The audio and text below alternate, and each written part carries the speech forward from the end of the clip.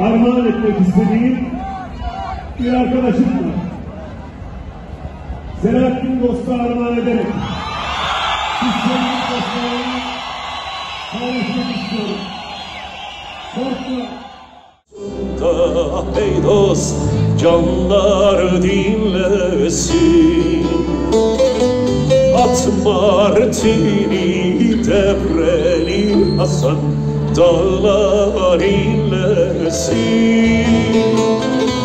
Rama mahpusunda ey dost, canlar dinlesin. Alandakiler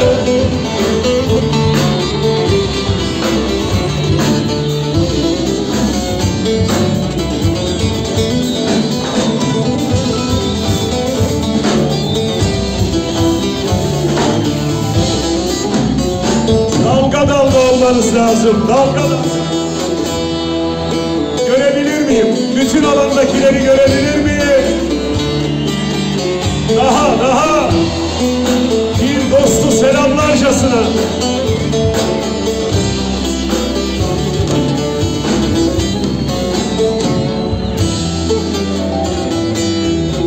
Mezar taşları Hasan, koyun mu sandın be Hasan, koyun mu sandın?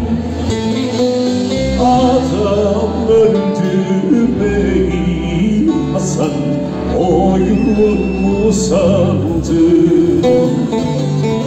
Adam öldürmeyi Hasan, koyun mu sandın? Duramam musun Hasan, evin mi sandın be Hasan, evin mi sandın? Siz atmadın,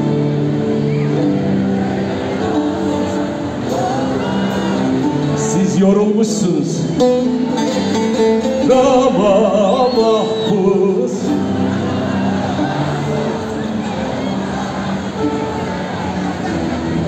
haydi birlikte.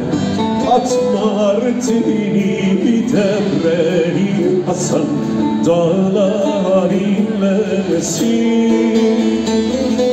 Rama mahpusunda ey dost,